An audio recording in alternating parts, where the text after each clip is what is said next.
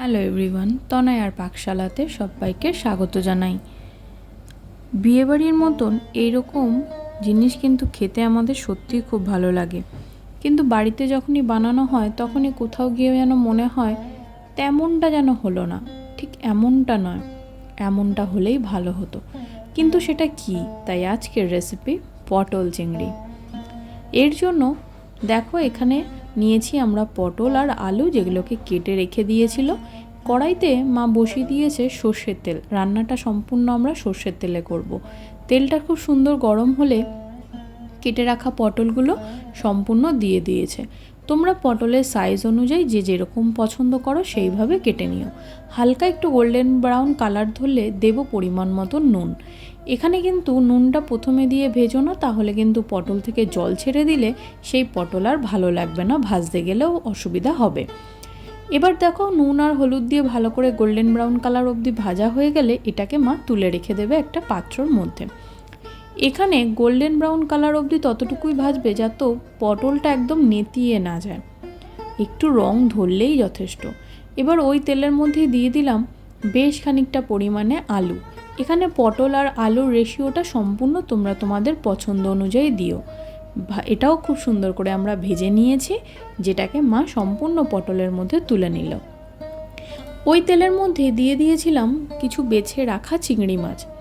এখানে আমরা normal medium সাইজের চিংড়ি নিয়েছি, তোমরা চাইলে যে কোনো সাইজের নিতে পারো, তাতে কিন্তু কোনো অসুবিধা নেই। চিংড়ি মাছ ভাজার সময় আমরা এখানে নুন ব্যবহার করব না, দিলাম পরিমাণ মতন হলুদের গুঁড়ো। দেখো এখানে শুধুমাত্র ডেকোরেশনের জন্য একটা এরকম বড় সাইজের চিংড়িকে রেখেছি, শুধুমাত্র ডেকোরেশনের জন্য। তোমরা চাইলে কিন্তু এরকম বড় সাইজের চিংড়ি দিয়েও কিন্তু পটল চিংড়ি করতে পারো, স্বাদ একই হবে, কোনো পার্থক্য নেই। কিন্তু বিয়েবাড়ির মতন স্টাইলে খেতে গেলে তোমাদেরকে ভিডিওটা কিন্তু পুরোটা দেখতে হবে। সামান্য একটু মশলার এদিক থেকে ওদিক হলেই টেস্ট হয়ে যাবে একদম অন্যরকম। চলো সম্পূর্ণগুলো দেখো ভেজে তুলে নিয়ে একটা পাত্রে রাখলাম। ওই তেলের মধ্যেই আবারও একটু দিয়ে দিল সর্ষের তেল। তেল খুব সুন্দর গরম হয়ে গেলে দিল হচ্ছে দারচিনি, বড় এলাচ, ছোটো এলাচ, গোটা জিরে আর তেজপাতা। যখন খুব সুন্দর মশলা থেকে একটা মিষ্টি গন্ধ ছাড়বে তখন এর মধ্যে দিয়ে দিতে হবে কিছুটা পেঁয়াজ। এখানে আমরা বড় সাইজের দুটো পেঁয়াজ ইউজ করেছি, যেটার হাফ পার্ট আমরা দিয়েছি কুচিয়ে আর কিছুটা অংশ দেড়খানা দিয়েছি গ্রেট করে। তোমরা চাইলে কিন্তু খুব ভালো করে কুচিয়েও দিতে পারো অথবা সম্পূর্ণটা গ্রেট করেও দিতে পারো।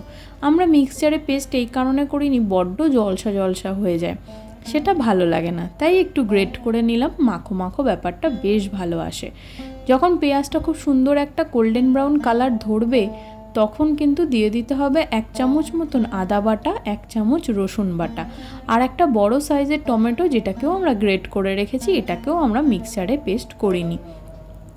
দিয়ে এবার মশলাটাকে ভালো করে কিন্তু একটু ভাজা ভাজা করতে হবে। রসুনের যখন গন্ধটা উঠে যাবে তখন এর মধ্যে আমরা মশলা বলতে শুধুমাত্র দেব ধনের গুঁড়ো, দিল পরিমাণ মতো নুন, এটা সম্পূর্ণ তোমরা তোমাদের স্বাদ অনুযায়ী দিও, দিল পরিমাণ মতন হলুদের গুঁড়ো। আর পটল চিংড়ি কিন্তু একটু ঝাল ঝাল হলে কিন্তু বেশ ভালো লাগে খেতে, তাই দিল লঙ্কার গুঁড়ো, আর রঙের জন্য দিল বেশ খানিকটা পরিমাণে কিন্তু কাশ্মীরি লঙ্কার গুঁড়ো। দিয়ে মশলাটাকে খুব ভালো করে কষাতে হবে। যদি মনে হচ্ছে মশলা একটু ধরে যাচ্ছে তোমরা কিন্তু পাশ থেকে গরম জল দিতে পারো। এবার তো আসল টুইস্ট, মিক্সার জারে দিয়ে দিল বেশ খানিকটা পরিমাণে নারকেল কোড়া আর দিল 3 চামচ মতন পোস্ত। সামান্য একটু জল দিয়ে মিক্সারটা ঘুরিয়ে একটা স্মুথ পেস্ট বানিয়ে নিলেই যথেষ্ট। মশলা দিয়ে দেখো মা খুব ভালো করে কিন্তু মশলাটাকে কষিয়ে নিল আর একটু জল দিয়ে। কষানো হয়ে গিয়েছে, খুব সুন্দর একটা তেলও ছেড়ে দিয়েছে। মিক্সার জারে যে পেস্টটা আমরা তৈরি করে রাখলাম নারকেল আর পোস্তর, সেটাকে এবার এর মধ্যে দিয়ে আবারও ভালো করে 5 থেকে 7 মিনিট কষিয়ে নিতে হবে। ততক্ষণে তোমরা যারা ফার্স্ট টাইম চ্যানেলটা ভিজিট করছো চ্যানেলটা সাবস্ক্রাইব করো, পাশে থাকা বেল আইকনটি প্রেস করো যাতে নতুন নোটিফিকেশন তোমাদের সামনে চলে আসে। কমেন্ট সেকশন খোলা রইল, কমেন্ট করে জানাও যে তোমাদের কেমন লাগলো ভিডিওটা। আর যারা আমার এই রেসিপিটা দেখে ট্রাই করছো তারা একবার জানিও কমেন্ট সেকশানে অনুষ্ঠান বাড়ির মতন হলো কি না। ব্যাস এবার কি মশলা একদম কষে ডান, দিয়ে দিয়েছিল কি ভাজা আলুগুলো, এবার চিংড়ি মাছ আর পটল সম্পূর্ণটা দিয়ে খুব ভালো করে কিন্তু আর একটু 5-7 মিনিট মতন একটু কষিয়ে নিতে হবে। এটা মিডিয়াম আঁচে রেখে, আর লোতে রেখে করার কোনো প্রয়োজন নেই। দেখো উল্টে পাল্টে খুব ভালো করে কিন্তু কষিয়ে নিয়েছে। এই জন্যই বলেছিলাম প্রথমেই কিন্তু পটলটাকে খুব বেশি একদম ভাজা ভাজা করে ফেলো না, তাহলে কিন্তু নেতিয়ে বড্ড চুমসে যায়, সেটা দেখতে এবং খেতে কোনোটাই ভালো লাগে না। দেখো হালকা একটা গোল্ডেন ব্রাউন কালার রয়েছে, আর দেখতে কিন্তু বেশ অসাধারণ লাগছে, বেশ গোটা গোটা রয়েছে ব্যাপারটা।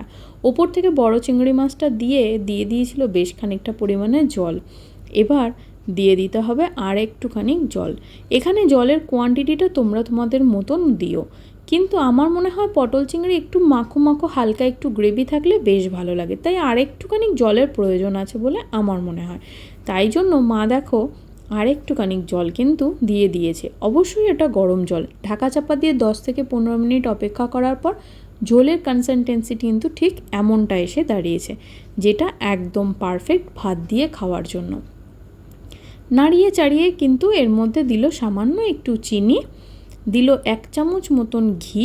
এখানে খুব বেশি ঘি দেওয়ার কিন্তু কোনো প্রয়োজন নেই, তাহলে ঘিয়ের গন্ধটা ছাড়বে। দিল সামান্য একটু গরম মশলার গুঁড়ো, ব্যাস। আর 2-4টে কাঁচা লঙ্কা। এই কাঁচা লঙ্কা মেখে খাওয়া এবং তরকারির শেষে দেওয়ার এর যে গন্ধটা অসাধারণ। তোমাদের যদি সেমভাবে আমাদের মতন ভালো লাগে তাহলে কমেন্ট সেকশানে জানিও। ঢাকা চাপা দিয়ে স্ট্যান্ডিং টাইমে রেখেছিল আরও 5-7 মিনিট। আমাদের পটল চিংড়ি কিন্তু একদম রেডি, অনুষ্ঠান বাড়ির মতন। এর স্বাদ নিতে অবশ্যই তোমাদের একবার ভিডিওটা কিন্তু দেখে রান্নাটা করতে হবে। কমেন্ট সেকশানে জানিও যে সেম টু সেম হলো কি না। অনেক রকমভাবেই তো পটল চিংড়ি তোমরা ট্রাই করো, একবার আমার মায়ের মতন করে একবার বানিয়ে দেখো না কেমন লাগে তোমাদের। ভালো লাগলো ভিডিওটা, ধন্যবাদ। দেখা হচ্ছে আরও একটা রেসিপির সাথে।